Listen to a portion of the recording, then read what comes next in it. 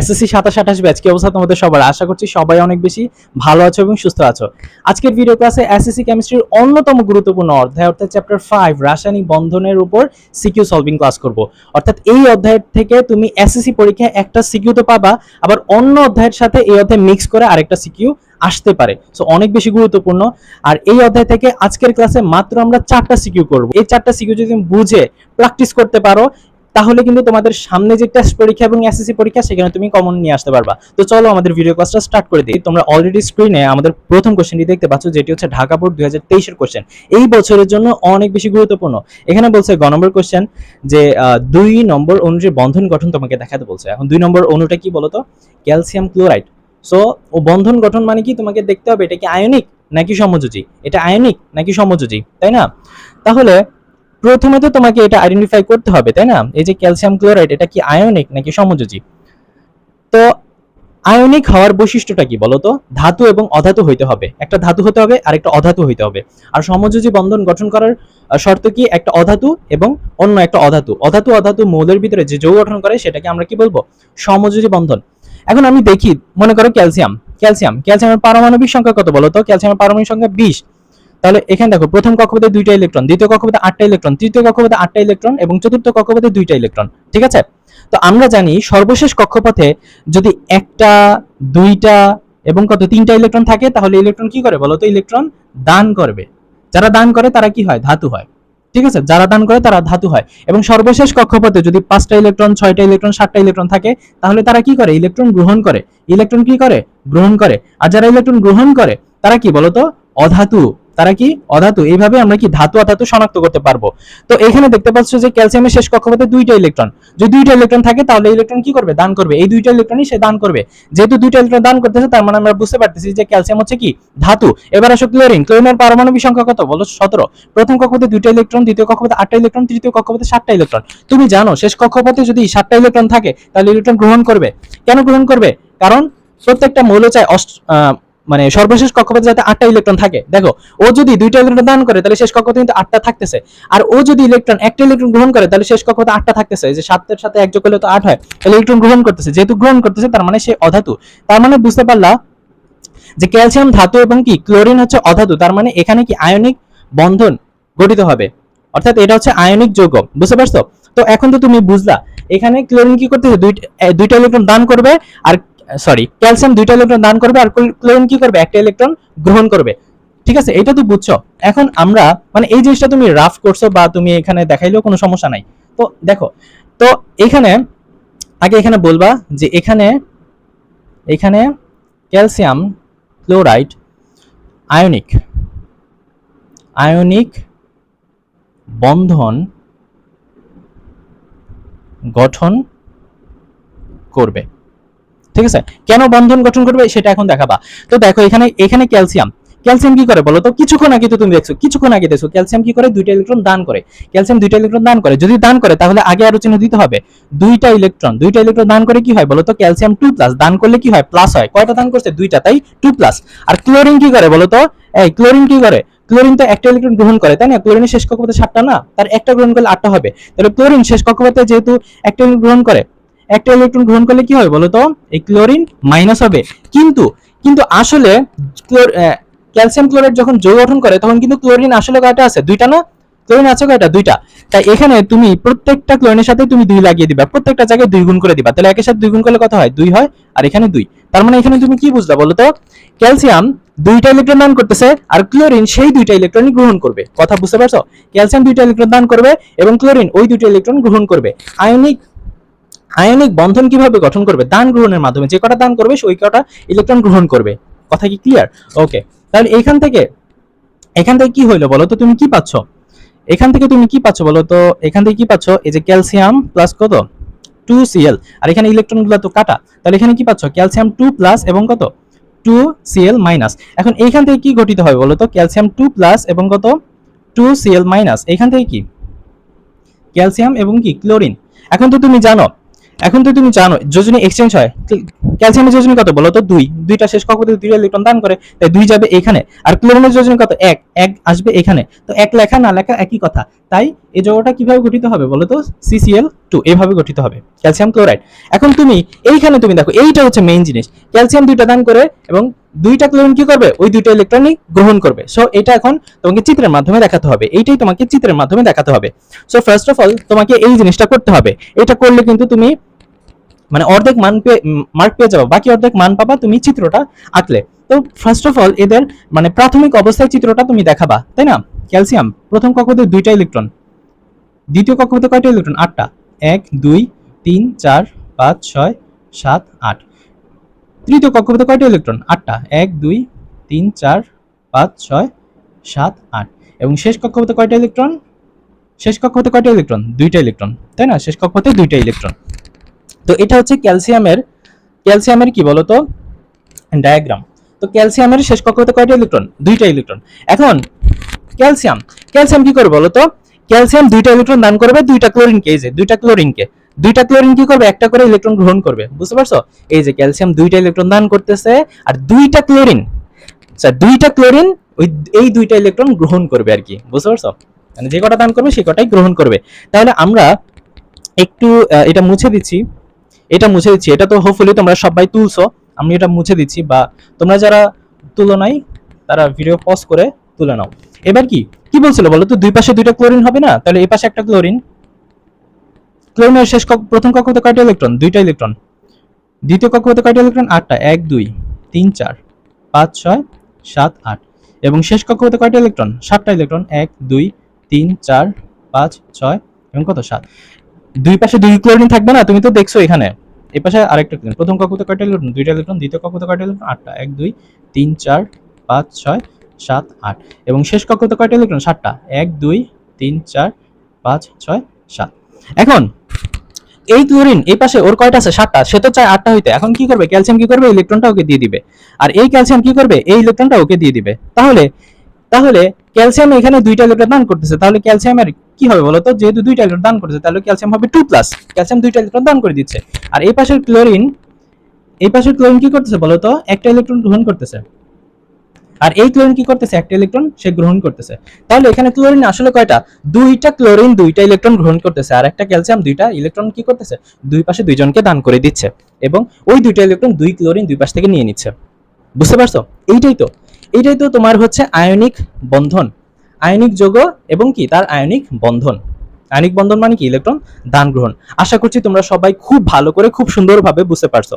এখন তোমাদের কি শুধুমাত্র এটা করলে হবে? তোমরা বাসায় এটা প্র্যাকটিস করবা, তোমরা ম্যাগনেসিয়াম ক্লোরাইড প্র্যাকটিস করবা, তোমরা পটাশিয়াম ক্লোরাইড বাসায় প্র্যাকটিস করবা, ঠিক আছে? এগুলা সব আয়নিক বন্ধন গঠন করে।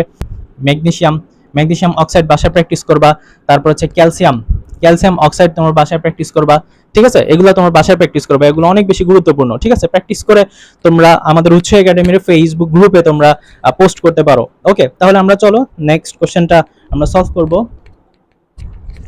তো ঘ নম্বর কোশ্চেনে কি লেখা আছে বলো তো? অনেক বেশি গুরুত্বপূর্ণ ভাইয়া, অনেক বেশি গুরুত্বপূর্ণ। তো ঘ নম্বর কোশ্চেনে এখানে বলা হয়েছে যে এক নং ও আচ্ছা, ঘ নম্বর কোশ্চেন বলছে যে 1 নং অণুর বন্ধন গঠনের ক্ষেত্রে অষ্টক এবং 2 এর ভিতরে কোন নিয়ম প্রযোজ্য, কোন নিয়ম মেনে চলবে, ঠিক আছে? অনেক বেশি গুরুত্বপূর্ণ, এখানে অনেক কনফিউশন থাকে আমাদের। আমরা আজকের এটা দেখো, এখন বেসিক থেকে অ্যাডভান্স লেভেলে পড়াশোনা করব। তো 1 নং যৌগটা কি বলতো? 1 নং যৌগটা কি, বা 1 নং অণুটা কি? Sulphur tri oxide. কি বলতো এটার নাম কি? Sulphur tri oxide. Sulphur try মানে কি? এই যে এখানে তিনটা, সালফার ট্রাই অক্সাইড, ঠিক আছে? Sulphur tri oxide. Okay, sulphur tri oxide. এখন কি বলছে এখানে? অষ্টকের নিয়ম পূরণ করবে নাকি 2 এর নিয়ম, তাই না? তো আগে দেখতে হবে এটা কি আয়নিক নাকি সমযোজী। বলো তো এটা আয়নিক নাকি সমযোজী? সালফার দেখো, সালফারের পারমাণবিক সংখ্যা কত? 17 16। তাহলে প্রথম কক্ষপথে 2টা ইলেকট্রন, দ্বিতীয় কক্ষপথে 8টা ইলেকট্রন, তৃতীয় কক্ষপথে 6টা ইলেকট্রন। তুমি জানো শেষ কক্ষপথে 5টা 6টা 7টা থাকলে ইলেকট্রন কি করে? গ্রহণ করে। তাহলে গ্রহণ কেন করবে? কারণ যাতে তার অষ্টক মানে শেষ কক্ষপথে 8টা থাকে, তাহলে 6টা আছে, 8টা হইতে কয়টা লাগে? 2টা, তার মানে 2টা সে গ্রহণ করবে। তাই সে অধাতু, যারা গ্রহণ করে তারা অধাতু। অক্সিজেন দেখো, অক্সিজেন কত? অক্সিজেনের পারমাণবিক সংখ্যা কত? 8, তাই না? প্রথম কক্ষপথে 2টা, দ্বিতীয় কক্ষপথে 6টা। এও কয়টা গ্রহণ করবে? 2টা গ্রহণ করবে। কথা বুঝতে পারছো? এও কয়টা গ্রহণ করবে? 2টা গ্রহণ করবে। তার মানে কি এখানে অক্সিজেনও তোমার অধাতু, সালফার হচ্ছে অধাতু। তার মানে এরা কি অধাতু অধাতু মিলে কি যৌগ গঠন করে বলো তো? সমযোজী যৌগ গঠন করে। অর্থাৎ সমযোজী বন্ধন হবে, মানে এর বন্ধন গঠন করবে সমযোজী, কিন্তু এরা যৌগ গঠন করবে কি সমযোজী। অর্থাৎ এখানে লিখবা অর্থাৎ SO3 সমযোজী সমযোজী সমযোজী যৌগ গঠন করে গঠন করে ঠিক আছে। সমযোজী যৌগ যারা, তারা কি ইলেকট্রন শেয়ারের মাধ্যমে যৌগ গঠন করে। আর আদান প্রদান কারা করে বলো তো? ইলেকট্রন দান গ্রহণ কারা করে? আয়নিক। এগুলো তো বুঝো বাচ্চাকালের পড়া। তো এখানে কি বলো তো? সালফার। এখানে কত আছে? সালফার এবং কি অক্সিজেন। একটা সালফার এবং কত অক্সিজেন? কয়টা? 3টা। তোমরা এই বন্ধন গঠনটা সাধারণ পদ্ধতিতে দেখাতে পারো এবং কি লুইস মেথডেও দেখাতে পারো। তোমার যেটা ইচ্ছা তুমি সেভাবেই করবে, আমি দুইটাই দেখা দিব দরকার হলে। এখন এখানে কত আছে? সালফার আছে, তাই না? আমি একটু অন্য মার্কেট দিয়ে করতেছি। দেখো সালফার, তাই না? সালফার। তো সালফারের প্রথম কক্ষপথে কয়টা ইলেকট্রন? 2টা ইলেকট্রন। দ্বিতীয় কক্ষপথে কয়টা ইলেকট্রন? তুমি তো দেখছো সালফারের 16 না? এই সালফারের 16 না? তোমরা এগুলো বুঝো না? 2টা, 8টা, 6টা, তাই না? 16টা। প্রথম কক্ষপথে 2টা। তারপর দ্বিতীয় কক্ষপথে কয়টা থাকবে? 1 2 3 4 5 6 7 8টা ইলেকট্রন, তাই না? তৃতীয় কক্ষপথে কয়টা থাকবে? 6টা ইলেকট্রন। এই যে 1 2 3 4 5 6, তাই না? 6টা ইলেকট্রন।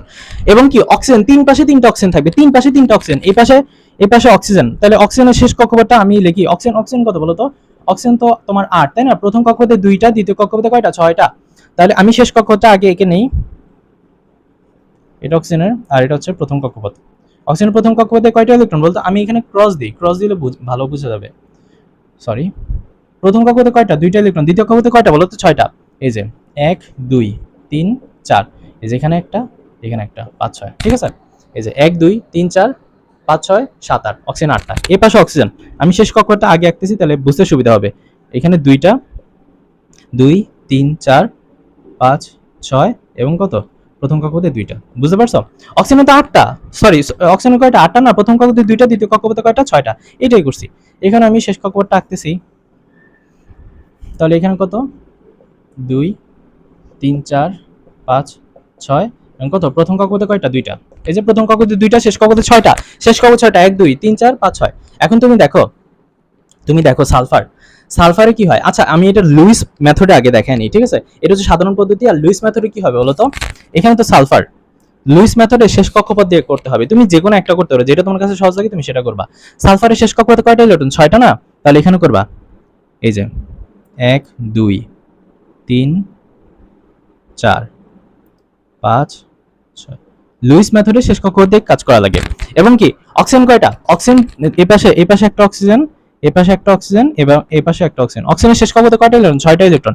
এই যে 1 2 3 4 5 6, 1 2 3 4 5 6, 1 2 3 4 5 6। ইলেকট্রন কি করবে? শেয়ার করবে। এই যে শেয়ার করতেছে, এই যে শেয়ার করতেছে, এই যে শেয়ার করতেছে, এবং কি এই যে এখান দিয়ে শেয়ার করতেছে।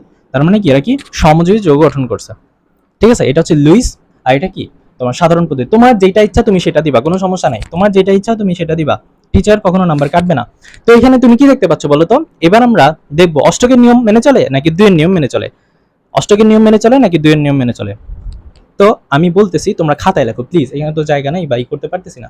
শেষ কক্ষপথে যদি 8টা ইলেকট্রন থাকে, শেষ কক্ষপথে শেষ কক্ষপথে যদি 8টা ইলেকট্রন থাকে, তাহলে কি অষ্টকের নিয়ম মেনে চলে? তাহলে কি অষ্টকের নিয়ম মেনে চলে। বুঝতে পারছো? শেষ কক্ষপথে যদি জোড়া ইলেকট্রন থাকে, জোড়া ইলেকট্রন দ্বারা বন্ধন গঠন করে, তাহলে এটা কি দুইয়ের নিয়ম। বুঝতে পারছো? দুইয়ের নিয়ম। শেষ কক্ষপথে যদি 8টা ইলেকট্রন থাকে, তাহলে কি অষ্টকের নিয়ম। এবং শেষ কক্ষপথে যদি জোড়া ইলেকট্রন দ্বারা বন্ধন গঠন করে, তখন সেটা কি দুইয়ের নিয়ম, ঠিক আছে? শেষ কক্ষপথে যদি 8টার বেশি ইলেকট্রন থাকে, ওইটা অষ্টক সম্প্রসারণ। অষ্টক কি? সম্প্রসারণ মানে কি? বেশি, মানে 8টার বেশি যদি ইলেকট্রন থাকে তাহলে অষ্টক সম্প্রসারণ। আর যদি 8টার কম ইলেকট্রন থাকে, মানে শেষ কক্ষপথে যদি 8টা না 6টা ইলেকট্রন থাকে, তাহলে সেটা কি হয়ে যাবে? অষ্টক সংকোচন, ঠিক আছে? এই যে আমি এখানে অ্যারো চিহ্ন দিলাম, 8টার যদি কম থাকে, 8টার কম থাকলে অষ্টক সংকোচন, 8টার বেশি থাকে অষ্টক, সরি 8টার কম থাকলে সংকোচন এবং 8টার বেশি থাকলে অষ্টক সম্প্রসারণ। তো আমরা দেখি এখানে সালফার, দেখো শেষ কক্ষপথটা দেখো ভাইয়া, শেষ কক্ষপথটা দেখো, শেষ কক্ষপথে কয়টা ইলেকট্রন সালফারের? এই যে 1 2 3 4 5 6 7 8 9 10 11 12, মাই গুডনেস, কয়টা হয়ে গেছে? 12টা হয়ে গেছে। তুমি তো জানো শেষ কক্ষপথে কয়টা থাকতে হবে? 8টা থাকতে হবে, তাহলে অষ্টকের নিয়ম মেনে চলবে। কিন্তু 8টার বেশি হয়ে গেছে, 8টার বেশি হয়ে গেছে, যদি 8টার বেশি হয় স্যার, যদি 8টার বেশি হয় তাহলে কি অষ্টক সম্প্রসারণ করবে, এখানে অষ্টক সম্প্রসারণ করবে, মানে 8এর নিয়ম মেনে চলে না, অষ্টকের নিয়ম মেনে চলে না। কিন্তু শেষ কক্ষপথে কিন্তু জোড়া ইলেকট্রন আছে, দেখছো? এই যে 1 জোড়া 2 জোড়া 3 জোড়া 4 জোড়া 5 জোড়া 6 জোড়া, 6 জোড়া ইলেকট্রন আছে, মানে কি ইলেকট্রন জোড়া ইলেকট্রন আছে, তার মানে এখানে 2 এর নিয়ম মেনে চলতেছে কিন্তু অষ্টকের নিয়ম মেনে চলতেছে না, ঠিক আছে?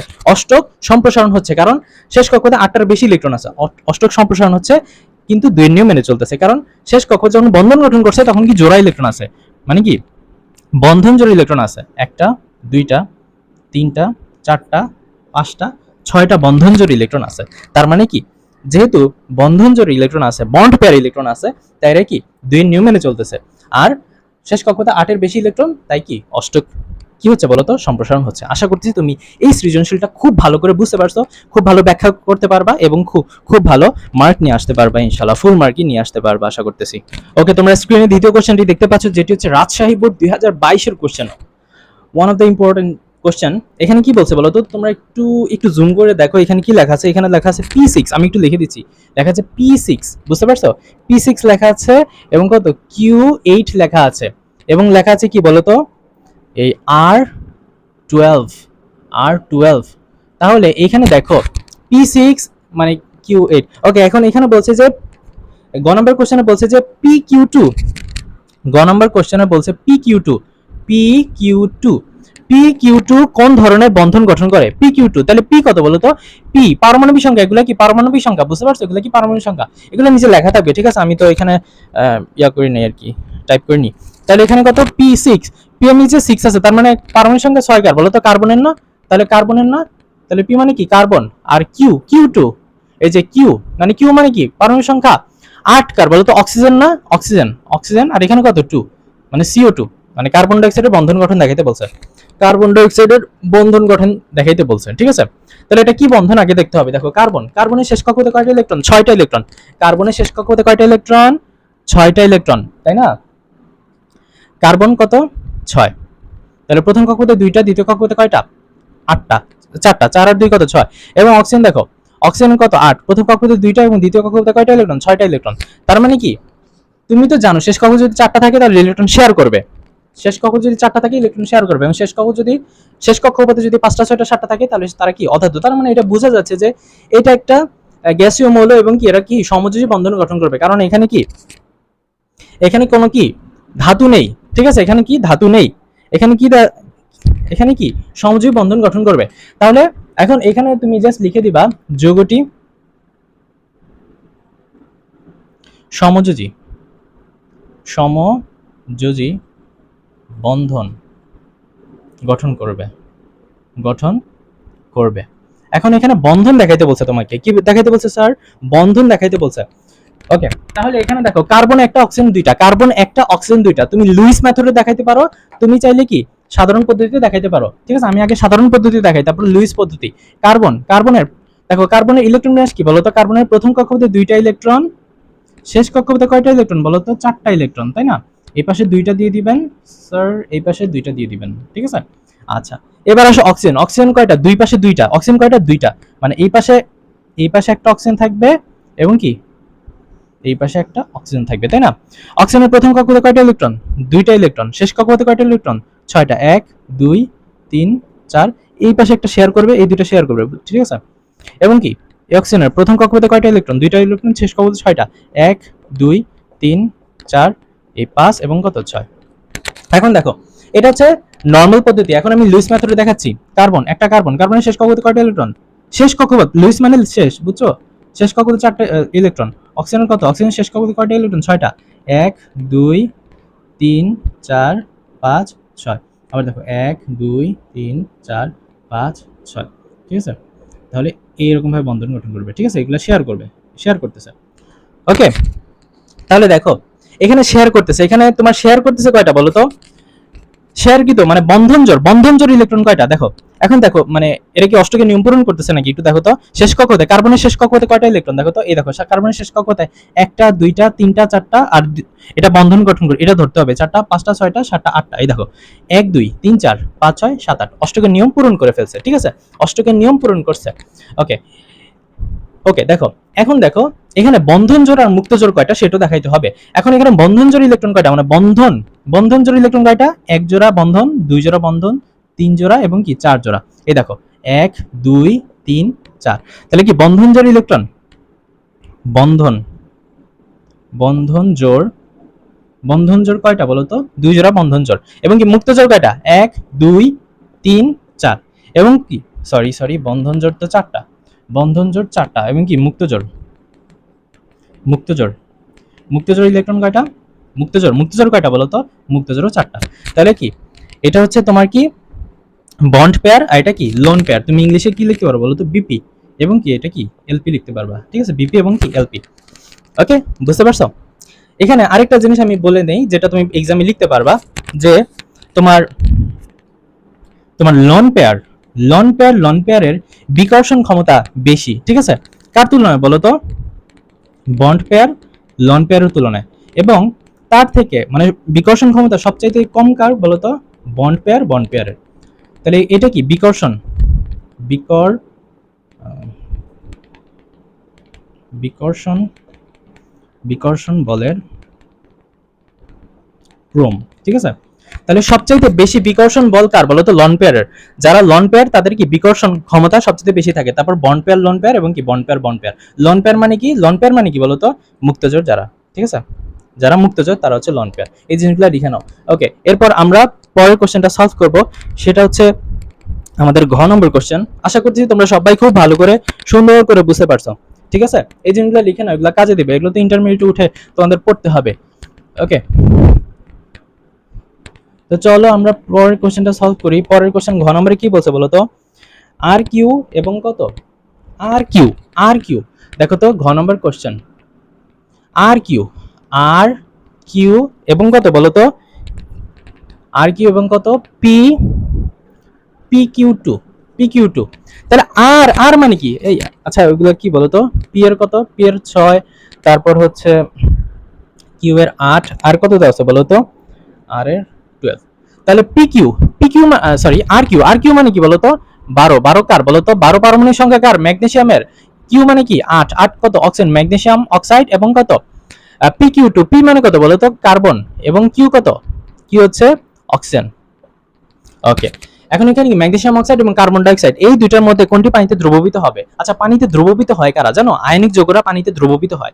কারণ আয়নিক যৌগ ধনাত্মক এবং ঋণাত্মক আয়ন তৈরি করতে পারে, কিন্তু সমযোজী যৌগ পানিতে দ্রবীভূত হয় না, কারণ সমযোজী যৌগ ধনাত্মক এবং ঋণাত্মক আয়ন তৈরি করতে পারে না। তাহলে পানিতে দ্রবীভূত হয় কারা, আয়নিক যৌগ এবং পোলার সমযোজী যৌগ, ঠিক আছে, পোলার সমযোজী বলছি।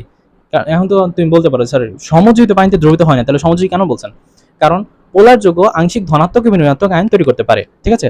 ওকে তো এগুলো তো হোপফুলি তোমরা বেসিক পড়ছো, তারপর আমি এখানে ক্লিয়ার করতেছি। তো ম্যাগনেসিয়াম অক্সাইড এটা কিন্তু আয়নিক যৌগ, এটা কি আয়নিক, এটা হচ্ছে কি আয়নিক যৌগ, আর এটা কি সমযোজী যৌগ, কিছুক্ষণ আগে দেখছো সমযোজী, ঠিক আছে, সমযোজী যৌগ, কারণ এটা গ্যাসীয়। এটা কি আয়নিক, আয়নিকটা কি হয় বলতো, আয়নিকের গলনাঙ্ক ও স্ফুটনাঙ্ক বেশি, আয়নিক শক্ত হয় এবং কি এদের গলনাঙ্ক স্ফুটনাঙ্ক তুলনামূলক কম, এবং কি ভ্যান্ডার ওয়ালস যে আকর্ষণ বল সেটা বেশি, আর এদের কি ভ্যান্ডার ওয়ালস আকর্ষণ বল কি খুবই কম। ওকে তো চলো আমরা দেখি তাহলে কোনটা পানিতে দ্রবীভূত হবে, এইটা পানিতে দ্রবীভূত, এটা পানিতে দ্রবীভূত হবে, এটা পানিতে দ্রবীভূত হবে না, পানিতে দ্রবীভূত হবে না। কেন পানিতে দ্রবীভূত হবে না, কারণ এদের ধনাত্মক ধনাত্মক ও ঋণাত্মক আয়ন তৈরি করে না, ঠিক আছে, ধনাত্মক ঋণাত্মক আয়ন তৈরি করে না। আর কি ধনাত্মক ঋণাত্মক আয়ন তৈরি করে, এবং কি একই গ্যাসীয়, এরা কি গ্যাসীয়, একই গ্যাসীয়, এবং কি এরা কি কঠিন অবস্থায় থাকে, তাই না, কঠিন অবস্থায় থাকে। এদের কি সমযোজী যৌগের কি হয় বলতো, এই যে গলনাঙ্ক এবং ও স্ফুটনাঙ্ক কম, আর এদের কি বেশি, ঠিক আছে। তো এই সকল জিনিসগুলা তোমরা কি খাতায় খুব ভালো করে উপস্থাপন করবা। তারপর পানিতে যে দ্রবীভূত আসলে হচ্ছে সেটাও ব্যাখ্যা করতে হবে ভালো করে। কথা কি ক্লিয়ার? তো চলো আমরা একটু ব্যাখ্যা করি, একটু ভালো করে ব্যাখ্যা করার ট্রাই করব। দেখো, এগুলো তো তোমরা লিখবা।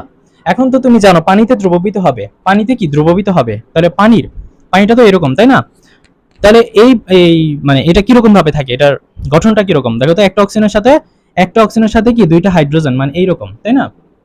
এটা এরকম আর কি, বুঝতে পারছো? কিন্তু আসলে পানির বন্ধন কিন্তু এরকম না, পানির গঠন কিন্তু গাঠনিক সংকেত কিন্তু এরকম না, কখনোই এরকম না। এরকম না, কিন্তু পানির গাঠনিক সংকেত হচ্ছে এইরকম। এখন কেন এরকম এবং কেন এরকম না, এক্সামে কিন্তু তোমাকে এরকম ভাবে লিখতে হবে, এরকম না। এখন তো তুমি জানো অক্সিজেন শেষ কক্ষপথে কয়টা ইলেকট্রন? 6টা ইলেকট্রন। দেখো আমি একটু ভালো করে দেখাই, অক্সিজেন শেষ কক্ষপথে কয়টা ইলেকট্রন? 6টা ইলেকট্রন। এই যে প্রথম কক্ষপথে 2 3 4 এবং কত 5 6। এবং হাইড্রোজেনের শেষ কক্ষপথে কয়টা ইলেকট্রন? একটা ইলেকট্রন। তাই এরা কি করবে? শেয়ার করবে। এরা কি করবে? শেয়ার করবে, ইলেকট্রন শেয়ার করবে। এখন তুমি জানো, এখন এখন তোমার কাছে প্রশ্ন যে এটা এরকম না হয়ে এরকম কেন হয়েছে, তাই না? ওই যে কিছুক্ষণ আগে আমি বলছি যে তোমার লন পেয়ারের বিকর্ষণ ক্ষমতা লন পেয়ারের থেকে বেশি, মানে লন পেয়ারের বিকর্ষণ ক্ষমতা বেশি।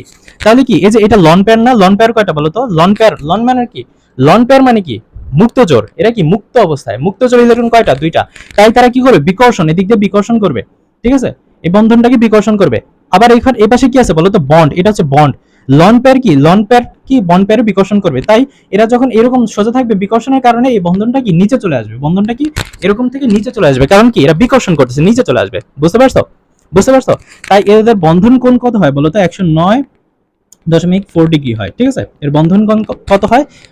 109.4 ডিগ্রি। এগুলো ইন্টারমিডিয়েটে উঠলে খুব ভালোভাবে বুঝতে পারবা, ঠিক আছে? তারপরও আমি একটু দেখাই দিলাম, আশা করছি তোমরা বুঝতে পারছো। তাহলে কি পানির গাঠনিক সংকেত মানে এরকম ভাবে না হয়ে, এরকম সরলরৈখিক না হয়ে কিন্তু এরকম ভাবে হয়ে যায়, বুঝতে পারছো? নিচের দিকে চলে যায়। অক্সিজেনের তড়িৎ ঋণাত্মকতা, অক্সিজেনের তড়িৎ ঋণাত্মকতার মান হচ্ছে 3.5 এবং হাইড্রোজেনের তড়িৎ ঋণাত্মকতার মান হচ্ছে 2.1। এখন যদি তুমি তড়িৎ ঋণাত্মকতার মান, ইলেকট্রন নেগেটিভিটি, তড়িৎ ঋণাত্মকতার পার্থক্য যদি তুমি দেখো, তাহলে 3.5 এর সাথে 2.1 বিয়োগ করো, তাহলে কত? 1.4। আর তুমি তো জানো যে তড়িৎ ঋণাত্মকতার মান যদি 0.5 থেকে যদি 1.5 আর 1.7 হয়, তাহলে কি এরা হচ্ছে কি? এরা হচ্ছে পোলার যৌগ। এরা কি? পোলার যৌগ। পোলার যৌগ মানে পোলার সমযোজী যৌগ, বুঝতে পারছো? পোলার সমযোজী যৌগ। তার মানে কি পানি একটি পোলার সমযোজী যৌগ। তুমি প্রথমে তো এই কোশ্চেনটাই করছো যে অক্সিজেন তো অধাতু, হাইড্রোজেনও অধাতু, তাহলে এ তো সমযোজী, তাই না? কিন্তু তড়িৎ ঋণাত্মকতার মান বা পার্থক্যের কারণে কি এ হচ্ছে পোলার সমযোজী যৌগ, ঠিক আছে? কারণ কি এখানে কি হয়, এখন কি হয় বলো তো? তুমি তো বুঝতে পারছো এই জিনিসটা, একদম ভেঙে তোমাকে দেখাইতেছি। যেহেতু যেহেতু হাইড্রোজেন একটা ইলেকট্রন শেয়ার করতেছে, তাই এর এন কি হবে? আলফা প্লাস এবং কি এখানে অক্সিজেন কি করতেছে? অক্সিজেন কি করতেছে? দুই পাশে দুই অক্সিজেন কি করতেছে? শেয়ার করতেছে। তাই এখানে কি 2 আলফা মাইনাস, ঠিক আছে? বুঝাইতে পারছি? এখন এখানে কি আংশিক ধনাত্মক এবং ঋণাত্মক আয়ন তৈরি হচ্ছে, অক্সিজেনের আংশিক ধনাত্মক এবং ঋণাত্মক আয়ন তৈরি হচ্ছে। হাইড্রোজেন প্লাস দুইটা এবং কি 2 আলফা মাইনাস, মানে অক্সিজেনের ঋণাত্মক প্রান্ত। এখন এখানে কি হচ্ছে বলতো? আর এখানে কি হবে? এখন তুমি তো জানো যে ম্যাগনেসিয়াম কি করে বলতো? দুইটা ইলেকট্রন দান করে। ম্যাগনেসিয়াম দুইটা ইলেকট্রন দান করে কি হয়? Magnesium 2 plus. এবং অক্সিজেন কি করে বলতো? অক্সিজেন দুইটা ইলেকট্রন গ্রহণ করে। অক্সিজেন দুইটা ইলেকট্রন গ্রহণ করে কি হয়? Oxygen 2 electron minus. এখন ম্যাগনেসিয়ামের যে এই যে প্লাস ধনাত্মক প্রান্ত, এটা যুক্ত হবে কার সাথে? যুক্ত হবে বলতো? অক্সিজেনের ঋণাত্মক প্রান্তের সাথে। এবং অক্সিজেনের ঋণাত্মক প্রান্ত যুক্ত হবে হাইড্রোজেনের প্লাস ধনাত্মক প্রান্তের সাথে। এবং কি এরা কি মানে কি এই পানির যে ধনাত্মক ঋণাত্মক প্রান্ত এই ম্যাগনেসিয়ামের প্লাস এবং ঋণাত্মক আয়নের সাথে কি একদম যুক্ত হয়ে যাবে এবং তার মাধ্যমে কি পানিতে দ্রবীভূত হয়ে যাবে। তুমি চাইলে এই চিত্রটাও দেখাইতে পারো, আমি স্ক্রিনে কিন্তু চিত্রটা দিয়ে দিয়েছি, এই চিত্রটা তোমরা দিতে পারো। কথা বুঝতে পারছো? অর্থাৎ ম্যাগনেসিয়ামের মানে ধনাত্মক প্রান্ত যুক্ত হবে ঋণাত্মক প্রান্তের সাথে এবং অক্সিজেনের ঋণাত্মক প্রান্ত যুক্ত হবে এই তোমার পানির যে ধনাত্মক প্রান্তটা আছে সেই প্রান্তের সাথে। এবং কার্বন ডাইঅক্সাইড যেহেতু সমযোজী যৌগ, এখানে ধনাত্মক ঋণাত্মক প্রান্ত তৈরি হয় না, তাই এরা পানিতে দ্রবীভূত হবে না। বুঝতে পারছো? আশা করতেছি বুঝাইতে পারছি তোমাদেরকে। আচ্ছা, তোমরা স্ক্রিনে দেখতে পাচ্ছ পরের কোশ্চেনটা, যেটা হচ্ছে Motijheel model school and college. যে এখানে কি বলছে বলতো? ডি মৌলের ব্যতিক্রম ইলেকট্রন প্রদর্শন করে। এখন ডি মৌলের পারমাণবিক সংখ্যা কত বলতো? ওই যেখানে লেখা আছে 24। তো পারমাণবিক সংখ্যা 24 কার বলতো? এই পারমাণবিক সংখ্যা 24 কার? ক্রোমিয়ামের 24 না, পারমাণবিক সংখ্যা ক্রোমিয়ামের 24 না, এটার ব্যতিক্রম ইলেকট্রন বিন্যাস তোমাকে দেখাইতে হবে। তো প্রাথমিকভাবে আমরা কি দেখতে পারি বলো তো 1s2, প্রথম কক্ষপথে 2টা, দ্বিতীয় কক্ষপথে কয়টা 2টা, তৃতীয় কক্ষপথে কয়টা 2p6, 3s2, 3p6, তাই না? তারপর কত 3d এবং কত 4s। ইলেকট্রন কি করে বলো তো 3d তে না গিয়ে 4s এ আগে প্রবেশ করবে। কেন কেন প্রবেশ করবে? এটা হচ্ছে পাউলির বর্জন নীতি, তাই না? পলির বর্জন নীতি অনুযায়ী কম শক্তি সম্পন্ন অরবিটালে ইলেকট্রন আগে প্রবেশ করবে, ঠিক আছে? কম কম শক্তি সম্পূর্ণ অরবিটালে ইলেকট্রন আগে প্রবেশ করবে। এটা হচ্ছে পলির বর্জন নীতি। কম শক্তি সম্পন্ন, যেই অরবিটালের শক্তি কম সেখানে ইলেকট্রন আগে প্রবেশ করবে। তাহলে দেখবা এই দুইটার ভিতরে শক্তি কম কার? দেখো আরেকটা জিনিস, এল এর মান কি বলতো? যদি এস অরবিটালের জন্য এল এর মান 0, পি অরবিটালের জন্য এল এর মান 1, ডি এর জন্য 2, এস পি ডি এফ এর জন্য কত 3। ওকে, আর এই যে 1 2 3 এগুলো হচ্ছে এন এর মান, মানে কত n প্লাস এল এর সূত্র মেনে চলবে এখানে, n প্লাস এল। তাহলে এখানে n এর মান কত বলতো? n এর মান কত 3। আর ডি মানে কত বলতো? ডি মানে হচ্ছে 2। তাহলে এখানে কত 5। আর এখানে কত n এর মান কত বলতো? 4। আর এস মানে কত? এস মানে হচ্ছে 0। তাহলে এখানে কত 4। তাহলে মানে মান ছোট কোনটা বলতো? এটা ছোট না, তার মানে এটা শক্তি কম। তাহলে কম শক্তি কোনটা বলতো? 4s এর। তাহলে 4s এ ইলেকট্রন কোথায় আগে প্রবেশ করবে? 4s এ ইলেকট্রন আগে প্রবেশ করবে। আশা করতেছি এই জিনিসগুলো তোমরা জানো এবং খাতায় এগুলা তোলা হয়েছে অলরেডি, ঠিক আছে? ওকে, তাহলে মুছে দিচ্ছি। তাহলে ইলেকট্রন কম শক্তি সম্পূর্ণ অরবিটালে আগে প্রবেশ করবে, তাই না? তাহলে এখানে কত 3d এবং কত 4s। তাহলে 4s এ ইলেকট্রন আগে প্রবেশ করবে। তাহলে এখানে কয়টা আছে টোটাল? 18টা, 18 19 20, আর এখানে কত 4 24। এখন এক্স্যাক্টলি ইলেকট্রন বিন্যাসটা কি হয়েছে? আমরা তো হ্যাঁ ঠিকঠাক ভাবে করছি, আগে 4s এ দিয়েছি তারপর 3d তে দিয়েছি, কিন্তু তাও কিন্তু হয় নাই। ইলেকট্রন বিন্যাস কিন্তু হয় নাই। তো সঠিক ইলেকট্রন বিন্যাস কি হবে বলো তো? আমরা জানি ডি অরবিটালে হয় 5টা থাকে, নয় 10টা থাকে, ঠিক আছে? ডি অরবিটালে কয়টা থাকে? হয় 5টা, নয় 10টা। কেন? এই অর্ধপূর্ণ সর্বোচ্চ তো 10টা থাকে এবং কি অর্ধেক কত 5টা। ডি অরবিটালে কি তোমার কি স্থিতিশীলতা অর্জন করার জন্য পূর্ণ এবং অর্ধপূর্ণ অবস্থায় থাকতে চায়। এখন ও আরেকটা ইলেকট্রন যদি সে নিতে পারতো তাহলে কয়টা হয়ে যেত বলতো? 5টা, অর্ধপূর্ণ হয়ে যেত এবং প্রকৃতিতে সে চলাচল করতে পারতো। তাই কি করতো? সে কি করবে বলতো? এই যে এস থেকে না একটা ইলেকট্রন নিবে, আর ও কি কি হয়ে যাবে? 5টা হয়ে যাবে। এখন এটা কি সঠিক ইলেকট্রন বিন্যাস? কথা বুঝতে পারছো? এটা হচ্ছে ইলেকট্রন বিন্যাসের ব্যতিক্রম। অর্থাৎ সহজভাবে সঠিকভাবে আগে 4 এবং কত এখানে 2 ছিল, কিন্তু স্থিতিশীলতা অর্জন করার জন্য ডি অরবিটালে কয়টা ইলেকট্রন? 5টা এবং 10টা থাকতে পারে, তাই একটা ইলেকট্রন সে গ্রহণ করছে। এখন যদি এরকম হইতো যে ডি অরবিটালে কয়টা আছে? মনে করো তোমার এই 6টা আছে এবং কত এখানে 4s কত আছে? 2টা আছে। মনে করো এরকম থাকলো। এখন তুমি তো জানো স্থিতিশীলতা অর্জন করার জন্য ওর 10টা লাগবে, আর 9 কয়টা লাগবে? 5টা। এখন সে কয়টা হইতে পারবে বলো তো? 10টা হওয়ার জন্য তার কয়টা লাগবে বলো তো? আরো 4টা লাগে, কিন্তু ও তো 4টা দিতে পারবে না, ও 2টা দিতে পারবে সর্বোচ্চ, তাই না? আবার ওর 5টা হইতে গেলে কয়টা লাগবে বলো তো? একটা ছাড়তে হবে। এখন তো ও তো ছাড়তে পারবে না, তাই না? বুঝতে পারছো? তো এইটাও কি পসিবল হবে না। ওকে, তাহলে এটা আশা করতেছি তোমরা বুঝতে পারছো। ব্যতিক্রম অর্থাৎ ক্রোমিয়াম ব্যতিক্রম ইলেকট্রন বিন্যাস প্রদর্শন করে। এবার আসো পরের কোশ্চেন, গ নম্বর কোশ্চেন অনেক বেশি গুরুত্বপূর্ণ। দেখো এখানে কি বলছে, ঘ নম্বর কোশ্চেনে কি বলছে বলো তো? এখানে কি বলছে? AB2 আগে দেখি AB2 মানে কি, ঠিক আছে? AB2 মানে কি? এ কত বলো তো? এ হচ্ছে কার্বন AB2, আর বি মানে কত? বি মানে হচ্ছে অক্সিজেন, কার্বন ডাই অক্সাইড, এটা বারবার আসতেছে কার্বন ডাই অক্সাইড। এবং কত বলো তো? BC2, sorry CB2। এখন কত সি কত বলো তো? সি হচ্ছে তোমার কত বলতো? সিলিকনের পারমাণবিক সংখ্যা কত? 14 না? এবং কত অক্সিজেনের কত বলো তো? অক্সিজেন হচ্ছে 8। এখন বলছে যে এরা কি, এটা হচ্ছে গ্যাসীয়, আর এটা কি কঠিন।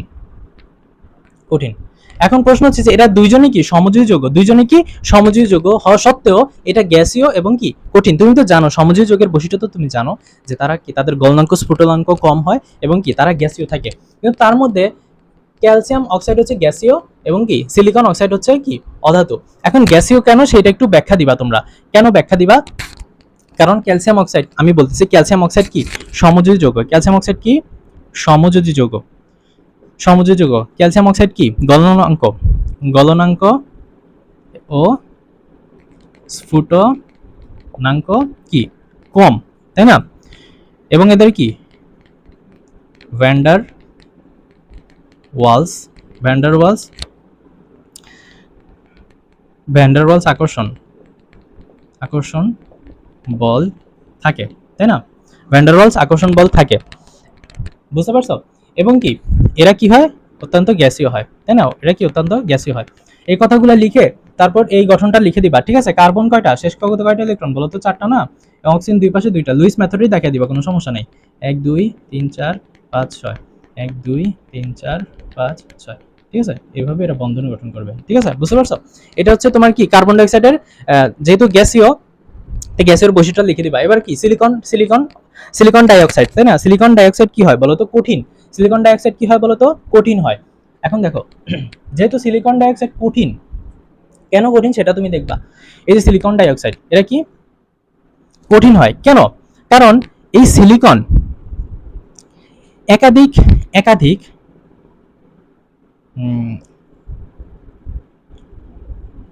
একাধিক সিলিকন ডাই অক্সাইড মিলে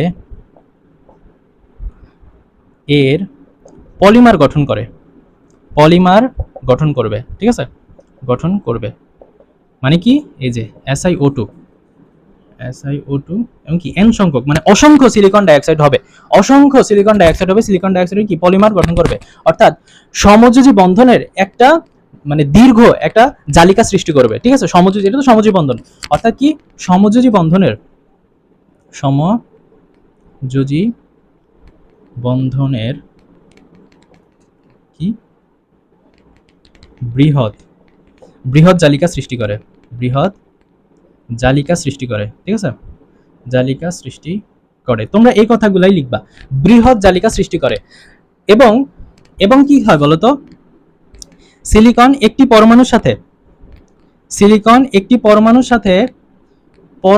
সাথে অক্সিজেনের কয়টা? 4টি পরমাণু থাকবে, ঠিক আছে? আবার অক্সিজেনের একটি পরমাণুর সাথে তোমার সিলিকন থাকবে কয়টি পরমাণু বলতো? 2টি পরমাণু থাকবে, সিলিকনে 2টি পরমাণু থাকবে, ঠিক আছে? এখন এইটার গঠনটা কিরকম বলতো? এই যে তোমার সিলিকন, সিলিকনের একটার সাথে কত? 4টা অক্সিজেন থাকবে, ঠিক আছে? আবার এখানে কত? সিলিকন, একটা অক্সিজেনের সাথে 2টা সিলিকন। আবার এখানে কত? সিলিকন, এখানে কত? অক্সিজেন, বুঝতে পারছো? আবার এখানে কত? সিলিকন, এই পাশে কি? অক্সিজেন, আবার এখানে কত? সিলিকন, ঠিক আছে? এবং কি এই পাশে কত? সিলিকন, এই পাশে কত? অক্সিজেন, এই পাশে কত? সিলিকন, বুঝতে পারছো? আশা করছি তোমরা সবাই বুঝতে পারছো। সিলিকন এভাবে কি মানে দীর্ঘ দীর্ঘ জালিকা সৃষ্টি করবে, বুঝতে পারছি? সিলিকন অক্সিজেন একদম সোজা। অর্থাৎ কি, অর্থাৎ এইখানে কি পলিমার গঠন করতেছে, তুমি এদিক দিয়ে দিতে পারো, এইখানে সিলিকন, এই পাশে অক্সিজেন, এই পাশে সিলিকন, এই পাশে কি? অক্সিজেন, ঠিক আছে?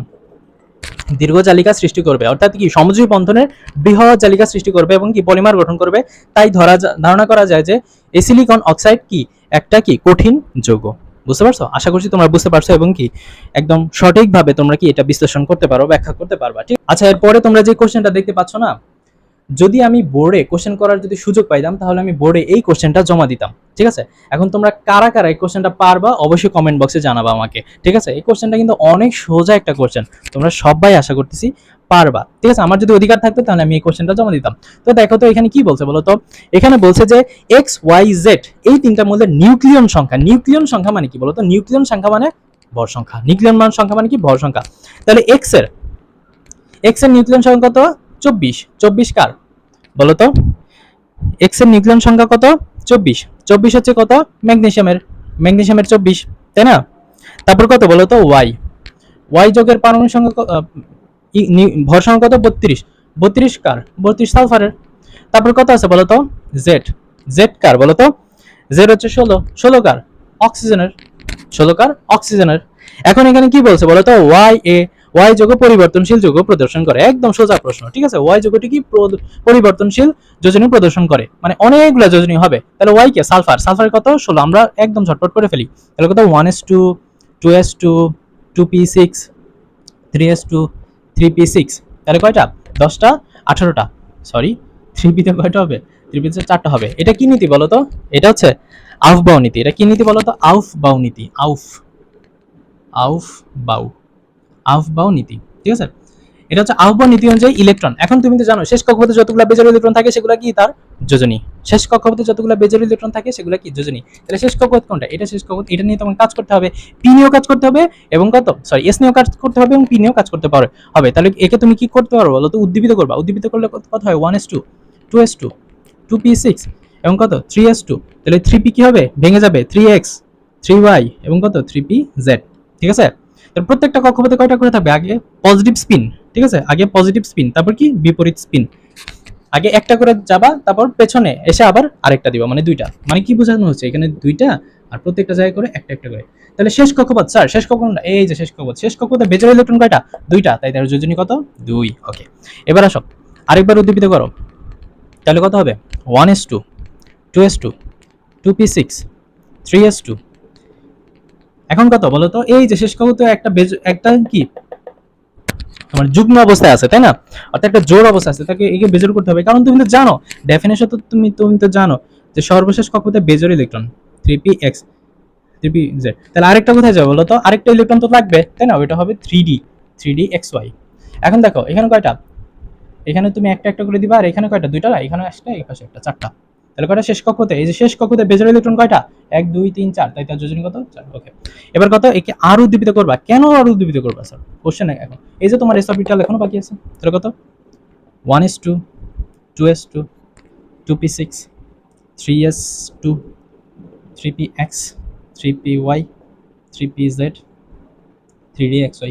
এখন তোমার এই যে দুইটা না, এই দুইটা ভেঙে যাবে, একটা আরেকটা অরবিটাল ক্রিয়েট হবে এটা ভেঙে, কারণ এখানে তোমার তাপ দেওয়া হচ্ছে yz, আর এটা কি yz। এখন কয়টা? এই যে এদের চারটা দিয়ে দিবা, 1 2 3 4, আর এখানে দুইটা যায়, এখানে একটা, আর এই পাশে একটা। তাহলে এই যে শেষ কক্ষপথ, এই শেষ কক্ষপথে বেজোর ইলেকট্রন কয়টা বলতো? একটা, দুইটা, তিনটা, চারটা, পাঁচটা, ছয়টা, তাই তার যোজনী 6টা। অর্থাৎ সালফার পরিবর্তনশীল যোজনী প্রদর্শন করে, এবং সালফারের যোজনী কত বলতো? 2, 4 এন্ড 6। এটা হচ্ছে তোমার অ্যান্সার। বুঝতে পারছো? আশা করছি তোমরা সবাই খুব ভালো করে বুঝতে পারছো। ওকে, এখন আমরা ঘ নম্বর কোশ্চেনটা সলভ করবো। ঘ নম্বর কোশ্চেনে কি বলছে বলতো? ঘ নম্বর বলছে যে এক্স এবং জেড, তাই না? এক্স জেড না? হ্যাঁ, এক্স যোগটা কে বলতো? ম্যাগনেসিয়াম। ম্যাগনেসিয়ামের ভর কত বলতো? 24 না? জেড কার বলতো? জেড হচ্ছে অক্সিজেন। অক্সিজেনের পারমাণবিক, সরি, অক্সিজেনের ভর কত বলতো? অক্সিজেনের 16 না? Magnesium oxide. এখানে কি বলছে বলতো? বিদ্যুৎ উৎপাদন করতে পারে কিনা, জলীয় দ্রবণে বিদ্যুৎ উৎপাদন করতে পারেন কিনা, এবং কি পানিতে দ্রবীভূত হতে পারবে কিনা।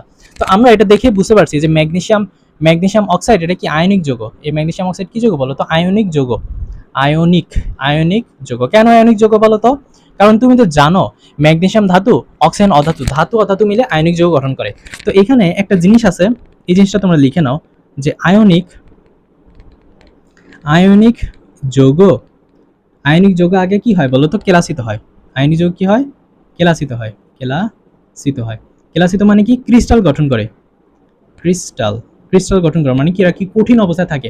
তারপর কি করতে হয়? পানিতে দ্রবীভূত করা হয়। পানিতে দ্রবীভূত হয়, দ্রবীভূত হয়। ঠিক আছে, পানিতে দ্রবীভূত হওয়ার পর এরা কি বিদ্যুৎ উৎপাদন করে। বিদ্যুৎ উৎপাদন করে। আমার কথা কি বুঝতে পারছো? তাহলে বিদ্যুৎ উৎপাদন করার জন্য আগে পানিতে দ্রবীভূত হতে হবে। এখন কি এটা যেহেতু আয়নিক যৌগ, কিন্তু পানিতে দ্রবীভূত হয়, কারণ এখানে ধনাত্মক এবং ঋণাত্মক আয়ন তৈরি করে। তো পানিতে দ্রবীভূত হওয়ার শর্ত কি? ধনাত্মক এবং ঋণাত্মক আয়ন তৈরি করতে হবে। তাহলে এই ধনাত্মক এবং ঋণাত্মক আয়ন যে তৈরি করে সেটা কি দেখাইতে হবে তোমাকে। এটা কিন্তু বইয়ে স্পেসিফিকলি অত কিছু ব্যাখ্যা দেওয়া নাই। তাহলে আমরা একটু স্পেসিফিকলি ব্যাখ্যাই দিব। বুঝতে পারছো? এখন তো তুমি জানো যে এরা পানিতে দ্রবীভূত হবে, ধনাত্মক এবং ঋণাত্মক আয়ন তৈরি করবে। সেটাই দেখাবো আমি যে কেন ধনাত্মক এবং ঋণাত্মক আয়ন তৈরি করবে। ঠিক আছে, যেহেতু এটি আয়নিক যৌগ, তাই কি হবে বলো তো? পানিতে দ্রবীভূত হবে। পানিতে দ্রবীভূত হবে। দ্রবীভূত হবে।